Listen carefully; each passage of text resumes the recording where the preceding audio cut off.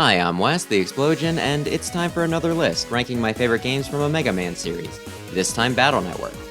That does present me with a choice though.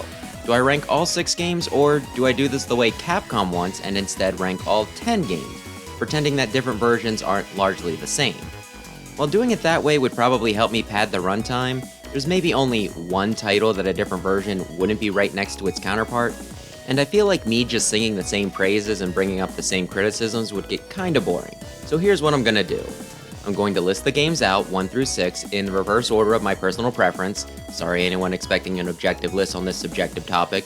And at the end of each listing, I'll say which version I enjoyed more with a slight explanation as to why. So with the rules laid out, let's get started with the absolute worst. At the bottom, to no one's surprise, is Battle Network 4. Without getting into bizarre spin-offs that no one's played, like the DOS game, this is typically one of the titles in the running for worst Mega Man game. It's so unpleasant to play. There's a ton of missions, each one having little to no impact on the story that typically just involve doing a named task while running around the same sections of the net, over and over again. Some of the standouts include a soccer football game where the ball's explosive and getting through it is a matter of luck and just having a lot of HP. Another is a scavenger hunt where your health constantly ticks down, and there's also one where you have to trek through the undernet while the guy you're supposed to become friends with takes spot shots at you. There's so much to do and none of it's fun. On top of that, ironically, this is the only game in the series with New Game Plus, right in the only entry I don't even want to play once. Not only does it drag out your time with the game, each version requiring 3 or 4 runs to get everything, but it also exacerbates things. Since while the enemies get a bit stronger each run, the better chips are also locked behind these tougher versions. For the first run and a half, you're likely stuck trying to whittle down every enemy with a butter knife. On top of that, a lot of the bosses I just don't like. Burner Man's torches are a pain to deal with. Sparkman never being corporeal is irritating, and dear lord, Duo is easily the worst final boss in the series. Big, huge guy that hits hard with a small hitbox that's only vulnerable for a brief window and can't be hit by anything ground-based. And as a final insult, I don't really like the soundtrack either. Normally the one thing you can count on in a Mega Man game is that the music will be good. Heck, there's even a few terrible titles that have above average OSTs, yet 4 can't even get that right. This one's a mess, I don't know how they screwed things up this badly, and the only 2 positives I can come up with for this one is that Double Souls are cool, and that it at least kept the door open for the next 2 titles that came after this, rather than ending things with 3. As for my preferred version, it's Red Sun because it has Hot Dog Girl. Sweet Christmas, you totally miss out on all of Match's character development if you don't specifically choose one version and do more than one playthrough. At 5, it's the original Battle Network, and it's one of those games that you can definitely tell is the first. This is probably the simplest of them, when it comes to mechanics and gameplay. None of the crazier bosses, viruses, and puzzles that you'd see in other entries. Plus, some of the ways to advance the plot can be pretty obtuse. This is kind of a problem with the series in general, one that it gradually gets better at as things go on. So as you can imagine, this is the worst at it. I still have no idea what chain of clicks and dialogue boxes managed to get me from standing outside a locked door into a Leckman stage. It also probably has the worst designed areas.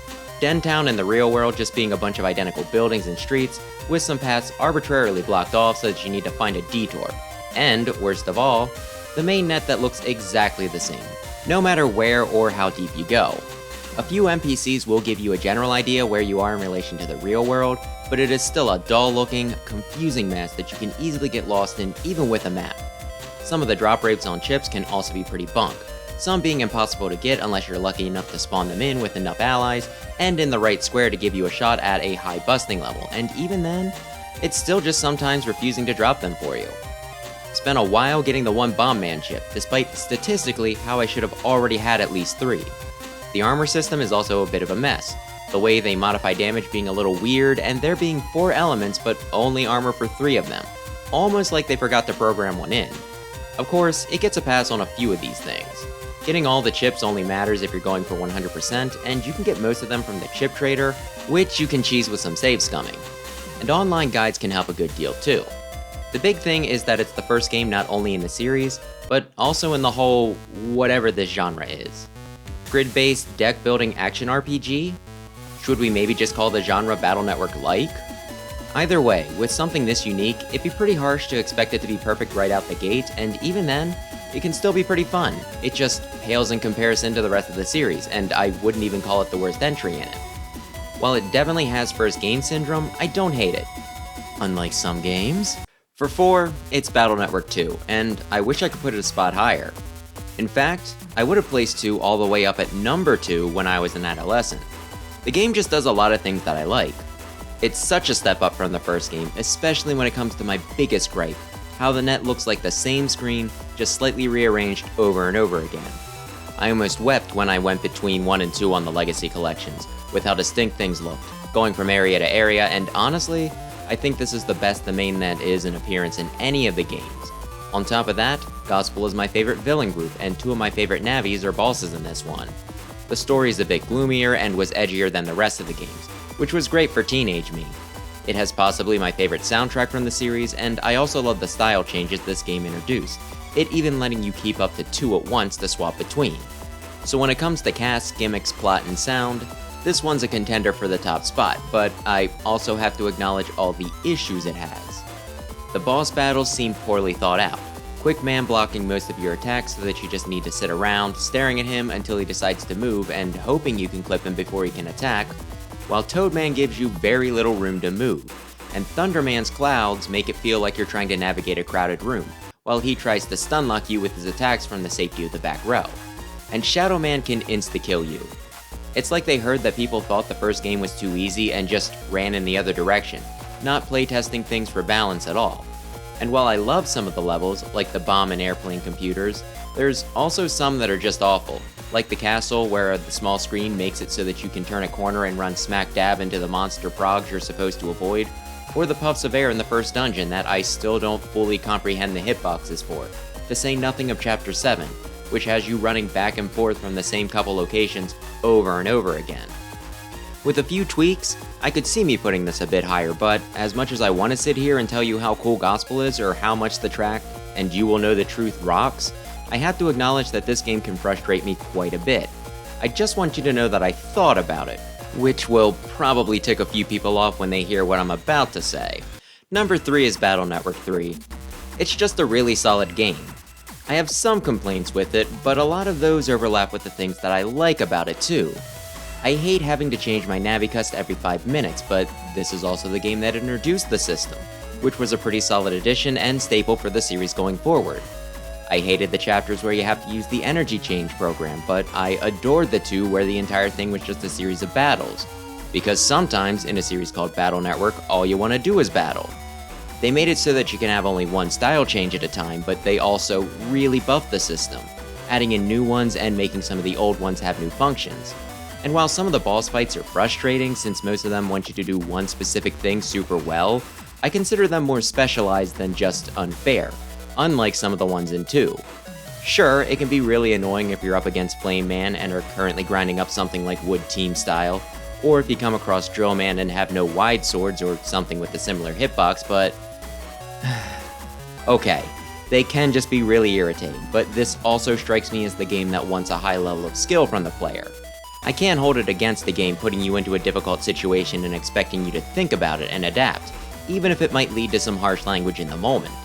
And if we can just go into some straight positives, no caveats attached, it has one of the better plots, the soundtrack is really good, it's pretty fun to play, and there's so much damn content in this one. I enjoy grinding out bug frags by taking out a foe at the exact moment before it strikes. Rather than just 3 Navi chips per boss, this one has 5, and quite a few viruses have extra versions as well. Speaking of, you can actually raise viruses to power up a special summon chip they grant you. There's a lot of missions on the help board, with a wider range of difficulty than normal, and while every game has some hidden post-game area, this one feels a little more interconnected, given Serenade's impact on the main plot. So far, I've only 100%ed the first Battle Network game on the collection, though I plan to make an attempt for all of them.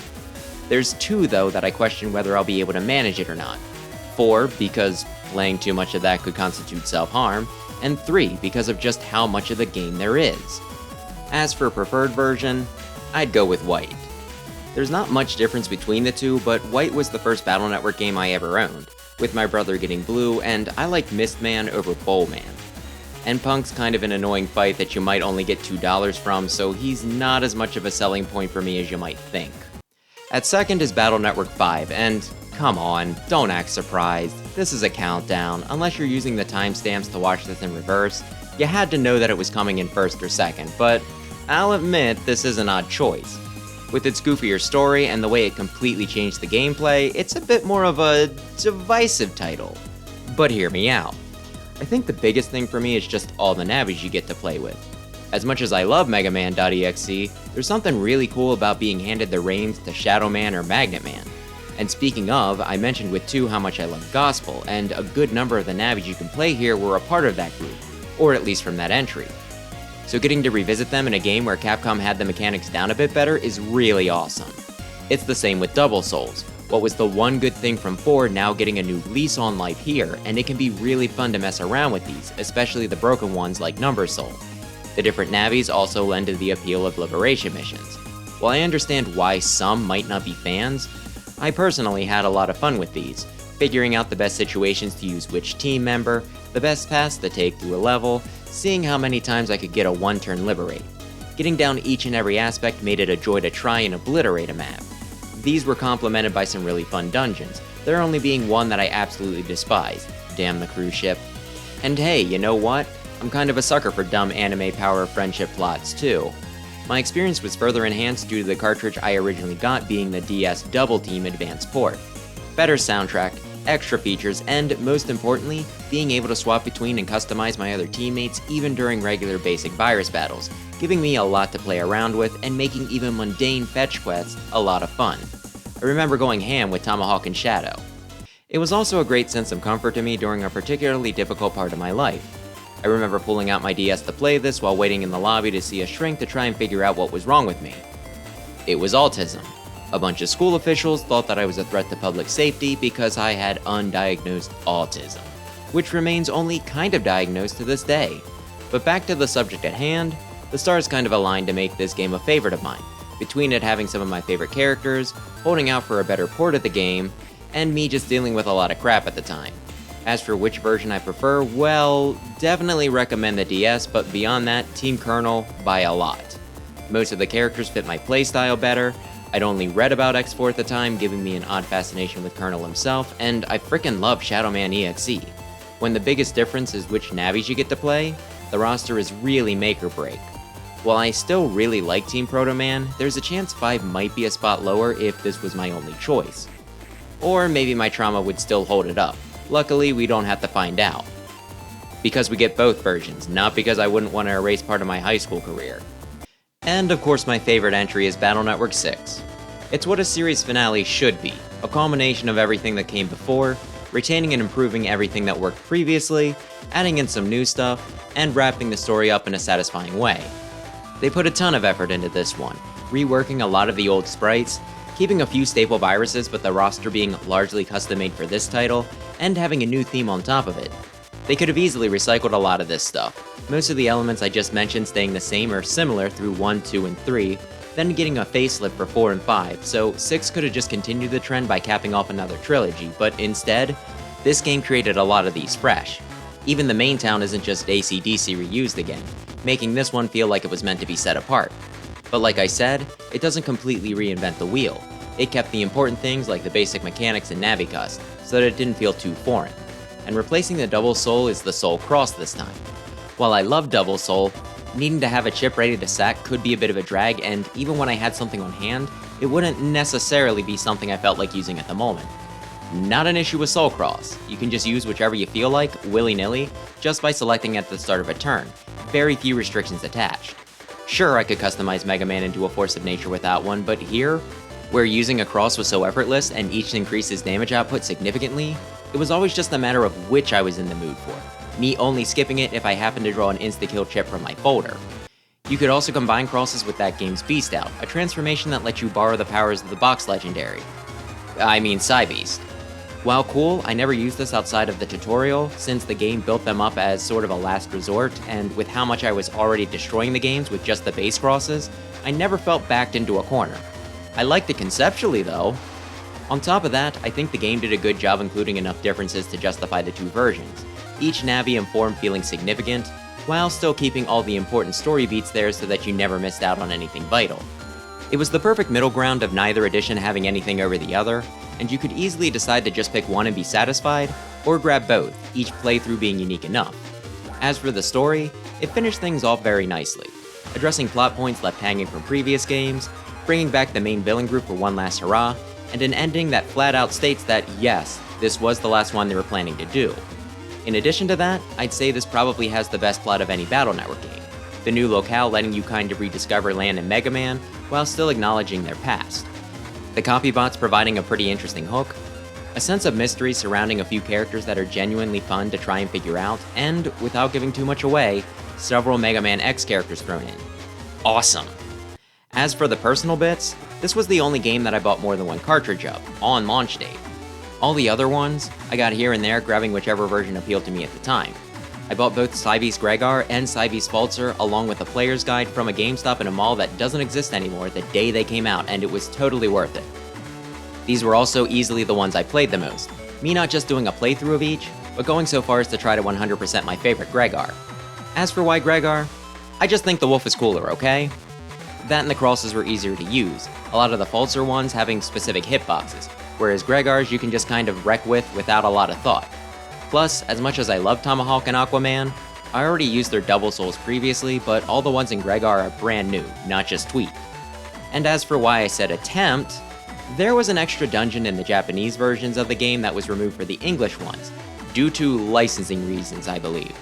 In it, there was a set drop for a wide shot with a special code that I needed to complete a program advance, the absolute last thing I had to get. Without that dungeon, you needed to get lucky with a random drop on a specific screen, and after trying to get it this way for a while, to no avail, I gave up.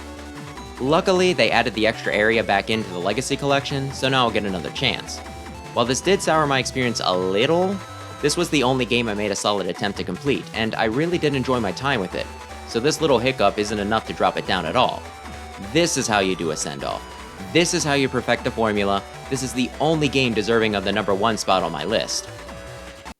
I didn't think about this until I was done, but this was a pretty linear list, wasn't it?